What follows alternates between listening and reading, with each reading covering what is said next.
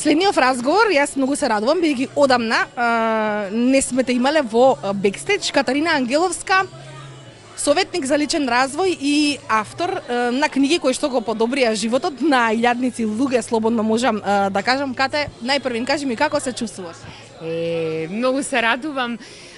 Особено што ја сакам оваа емисија, затоа што е се така спонтано и туку е се лепршаво и знам дека ќе биде ова добар разговор. Благодарам уште еднаш на поканата и многу се радувам што ете ќе размениме нешто заедно ние, па и со гледачите секако.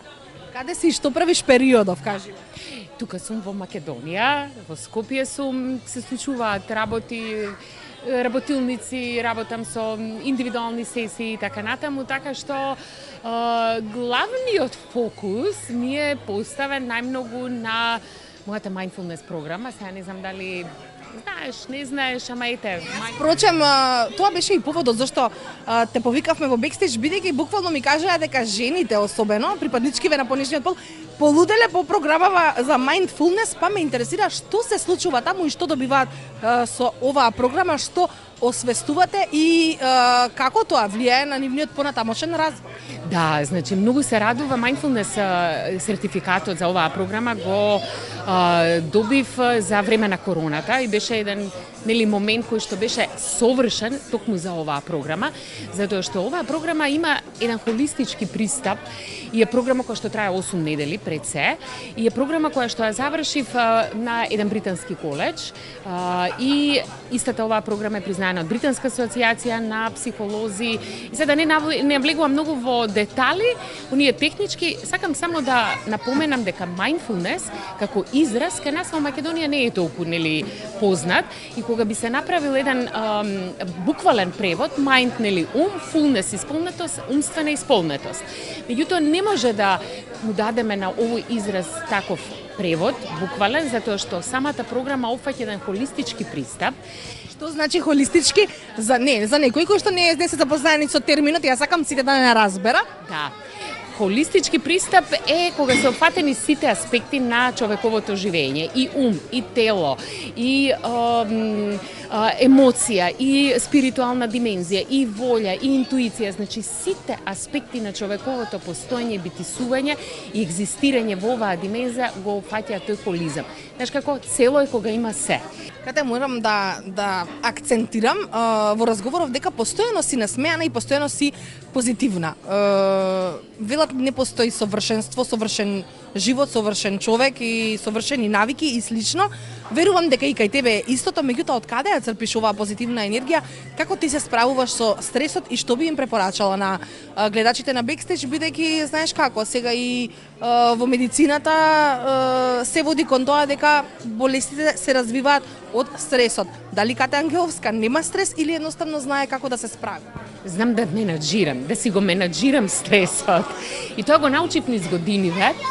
И точно е, јас со секакви предизвици се соочувам, ми се случуваат секакви работи, но и не сум секогаш насмејана. И јас имам денови кога сум тажна и кога поминувам низ одредени процеси и знам да се повлечам и да тихувам и така натаму, меѓутоа енергијата што ја црпам насекаде околу мене. Самото присуство овде ми дава еден толку убав стимул и убава ми енергијата и ти имаш многу убава енергија.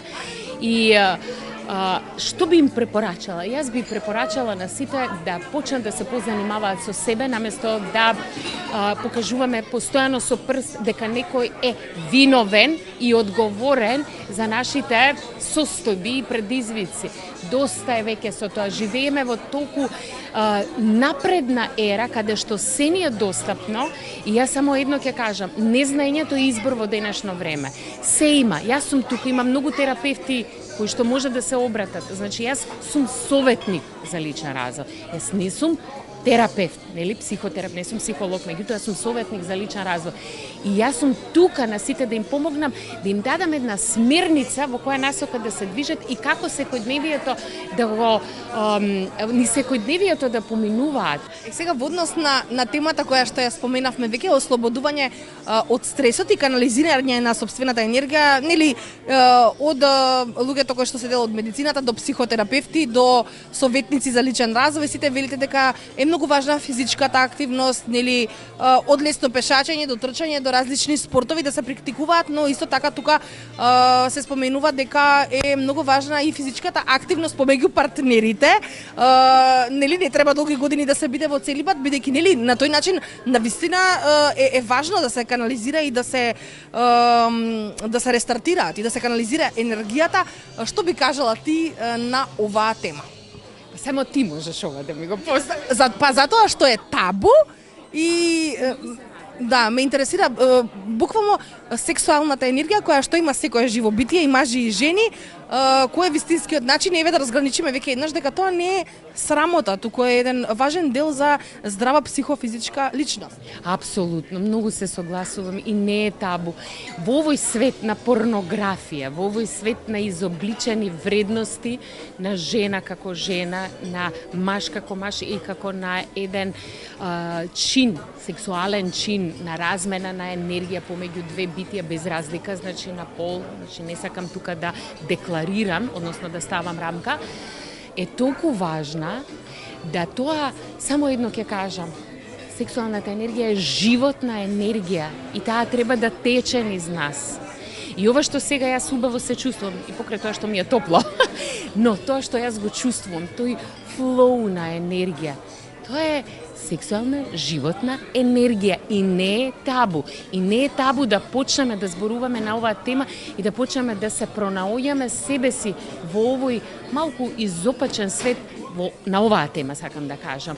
Затоа што, како што пред малку кажав, порнографијата и ова сега со сите овие можни OnlyFans, не знам, секакви апликации, се измести вредноста и самиот чин на се направи некако дека сето тоа е срамота, дека за тоа не треба да се зборува. Да. Ма каква срамот? Па тоа е толку све јавно на секој чекор, па само да отвориш Инстаграм, па кој ќе ги видиш сите тие девојки кои што стварно се обезвреднуваат во секоја смисла на зборот. Зашто? За да имаат фоловерси, за да добијат пари.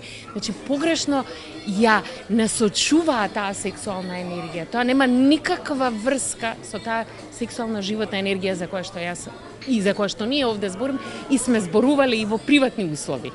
Ката ти благодарам за разговорот и што беше дел од ова издание на Бекстејдж. Само кажи ми каде може да те најдат сите оние кои што сакат да ти се обратат за било која од програмите кои што ги работиш и да се подружат со тебе вака и да ја почувствуваат твојата енергија како јас денес.